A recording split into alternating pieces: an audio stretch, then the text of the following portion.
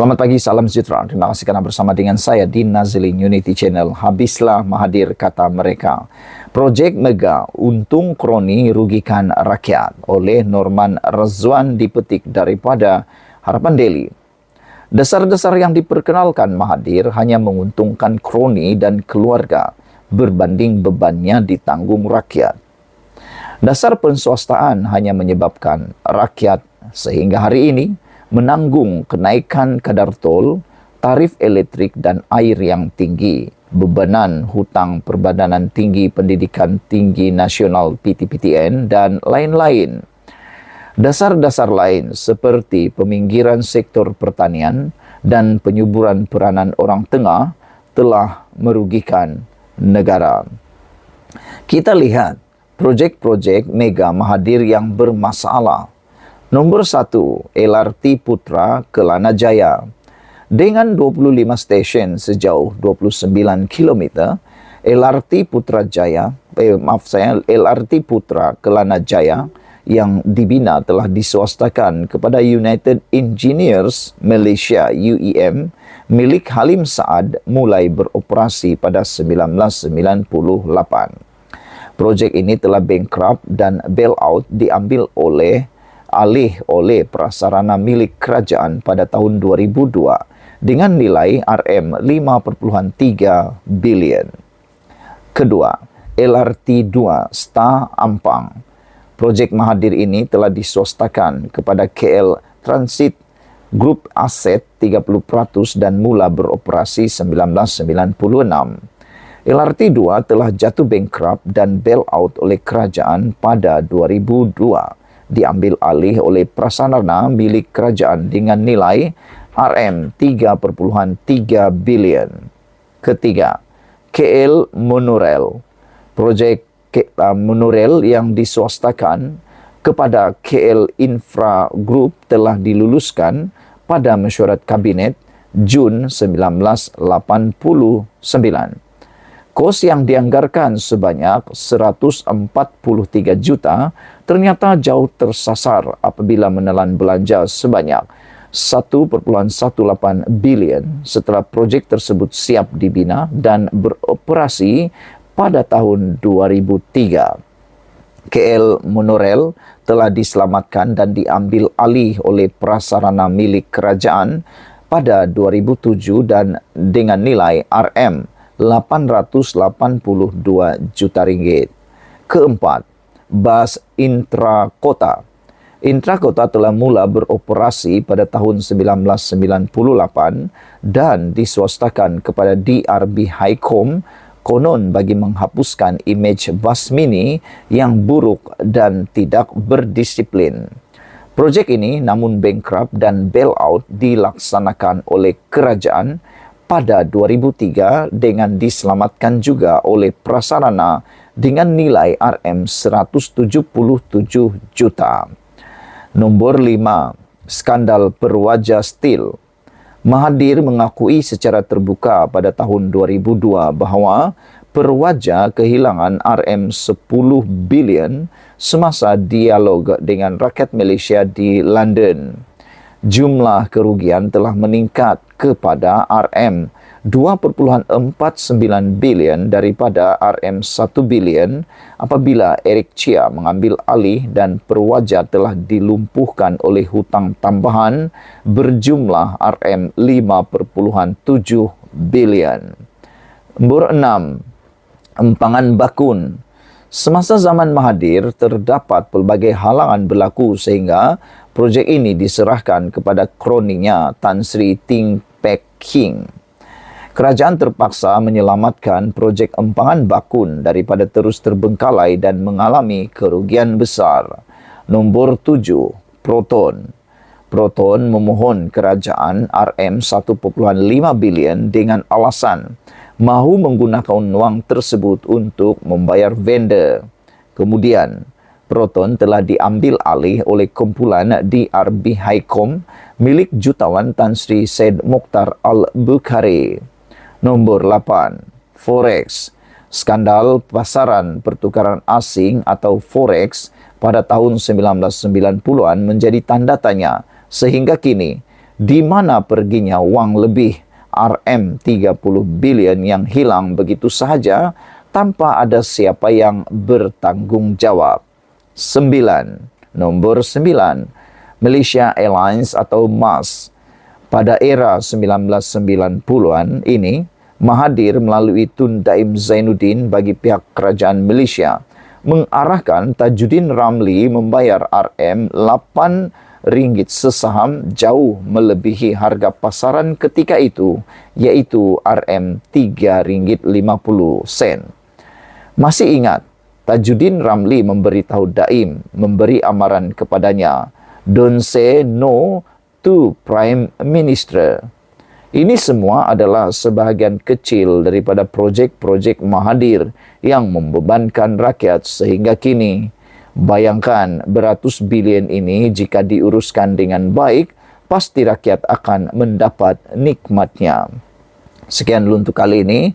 Berita ini atau ulasan ini dipetik daripada Harapan Daily, ditulis oleh Norman Redzuan, bertarik Januari 2024-23. Sekian dulu untuk kali ini. Jangan lupa tinggalkan komen Anda, tekan butang subscribe. Kita jumpa lagi. Bye-bye.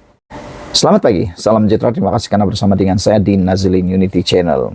Kita mula rasa kesedihannya apabila baginda tuanku yang di Pertuan Agong kini berada di saat-saat akhir sebagai Agong. Ini ialah waktu-waktu terakhir Agong. Dan kalau kita masih ingat, baginda inilah adalah Sultan yang di Pertuan Agong Malaysia yang mencipta rekod.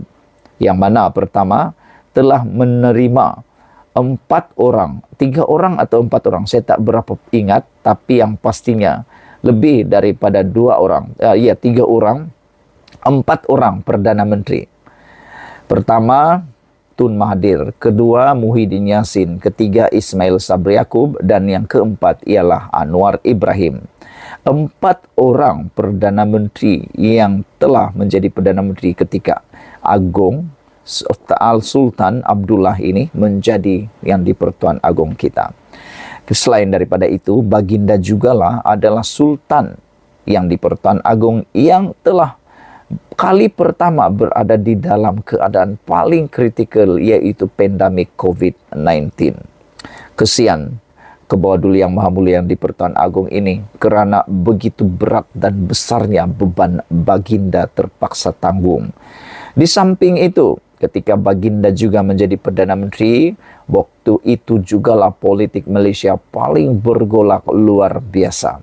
Tetapi yang menariknya, yang ke bawah dulu yang maha mulia di Pertuan Agong, satu-satunya Agong setakat ini yang telah membuat jelajah selama berhari-hari di Borneo. Kami teruja apabila baginda sampai ke negeri kami, ke Sabah dan juga ke Borneo. Namun, ini ialah perkara yang dilakukan oleh Agung pada saat-saat akhir baginda menjadi Perdana Menteri, dan yang luar biasanya, baginda bersama dengan Perdana Menteri. Yang di Pertuan Agong, Al-Sultan Abdullah Riayatuddin Al-Mustafa Billah Shah berkenan menerima menghadap Perdana Menteri Datuk Seri Anwar Ibrahim untuk mesyuarat pra-kabinet terakhir di Istana Negara hari ini. Istana Negara memaklumkan sesi mesyuarat pra-kabinet tersebut cukup istimewa buat kedua-dua pemimpin, khususnya kepada Seri Paduka Baginda. Jelasnya, mesyuarat tersebut adalah yang kali terakhir sebelum Seri Paduka menamatkan tempoh pemerintahan yang di Pertuan Agong ke-16 pada 30 Januari ini. Sejak menaiki takhta sebagai yang di Pertuan Agong ke-16, Seri Paduka telah berkenan berangkat menghadiri pra-kabinet sebanyak 160 kali. Termasuk sesi hari ini dengan 4 Perdana Menteri, katanya dalam satu hantaran di Facebook rasmi Istana Negara. Mesyuarat pra-kabinet terakhir tersebut turut dihadiri oleh Ketua Setiausaha Negara Tan Sri Muhammad Zuki Ali. Mesyuarat pra-kabinet adalah antara aktiviti mingguan atau rutin utama Seri Paduka untuk berbincang dan bertukar pendapat bersama Perdana Menteri berkenan urusan dan isu-isu berkaitan kerajaan, katanya lagi. Kita ingin mendoakan kesejahteraan Kebawah Duli Yang Maha Mulia yang di-Pertuan Agong. Kita juga berdoa untuk kesihatan Kebawah Duli Yang Maha Mulia yang di-Pertuan Agong. Daulat Tuanku, daulat Tuanku. Terima kasih atas kebaikan Kebawah Duli Yang Maha Mulia yang di-Pertuan Agong, dan terima kasih kerana memberikan teladan yang luar biasa kepada semua rakyat Malaysia. Sekian dulu untuk kali ini. Jangan lupa tinggalkan komen anda, tekan butang subscribe. Kita jumpa lagi. Bye-bye. Selamat pagi, salam sejahtera. Terima kasih kerana bersama dengan saya di Nazilin Unity Channel. Hari ini kita dikejutkan dengan kenyataan daripada beberapa orang netizen, penganalisis politik dan pemerhati politik yang menyatakan kalau begini, atau dengan ini, atau kalau berterusan begini, lebih baik Perikatan Nasional bubar saja, kata mereka. Ini apabila tindakan beberapa orang pemimpin Perikatan Nasional yang tak henti-henti masih lagi memberi harapan untuk adanya tebuk atap sini sana. Dan yang terkini ialah apabila salah seorang pempengaruh, salah seorang aktivis, salah seorang pemimpin Perikatan Nasional iaitu Cikgu Bad kali ini pula kantoi menipu dan bakal dipanggil polis. Itu sebabnya ramai pemerhati politik, ramai juga pengikut politik, tak pedulilah mereka berdiri atas pagar atau penyokong kerajaan ataupun bekas penyokong pembangkang, dan ada juga yang penyokong pembangkang yang telah mula berikrar akan meninggalkan Perikatan Nasional gara-gara tindakan pemimpin-pemimpinnya yang masih memberikan janji-janji kosong yang mengecewakan dan terus-menerus memainkan sentimen nak menghancurkan negara ini melalui tindakan rampasan kuasa tebuk atap yang kita tidak suka sama sekali. Kalau baru-baru ini Mahathir kata dia cabar untuk Anwar membuat pembubaran parlimen dan buat pilihan raya, itu satu tindakan yang memang gila bagi kita lah. Kerana kita dah muak untuk melakukan perkara-perkara itu. Kita ada 4 tahun lagi sebelum pilihan raya. Jadi buat apa nak ikut arahan daripada Tun Mahathir untuk pilihan raya lagi? Buat apa? Tiada faedahnya sama sekali. Lagi pula, apa nak buat lagi? Tun Mahathir dah kalah teruk baru-baru ini, dah kalah, tiada deposit. Jangan-jangan kalau pilihan raya dibuat lagi, 1000 pun tidak akan dapat lagi undi. Namun demikian, apabila timbul Perikatan Nasional mahu ataupun bakal diarah untuk bubar oleh netizen, oleh mahkamah netizen, maka Cikgu Bad kantoi menipu bakal dipanggil polis. Ketua Polis Kuala Lumpur, Datuk Alauddin Abdul Majid mengesahkan pihaknya menerima laporan berkaitan dakwaan oleh Cikgu Bad bahawa 3 wakil Perikatan Nasional PN telah dipanggil menghadap Yang di-Pertuan Agong hari ini. Menurutnya, laporan bernama kes tersebut akan disiasat dan dikendali oleh Unit Siasatan Jenayah Terkelas Bukit Aman. Terdahulu, seorang individu membuat laporan polis di Balai Polis Travels semalam terhadap Cikgu Bad atau nama sebenarnya Badrul Hisham Sarin. Kenyataan Cikgu Bad itu didakwa dibuat dalam sebuah video berdurasi 52 saat yang disiarkan menerusi aplikasi TikTok bernama Alias Official. Laporan itu seterusnya menafikan dakwaan Cikgu Bad dan menyifatkan ia sebagai satu kenyataan tidak tepat serta meminta pihak polis mengambil tindakan lanjut. Apakah dengan ini Cikgu Bad akan ditangkap polis dan akan didakwa?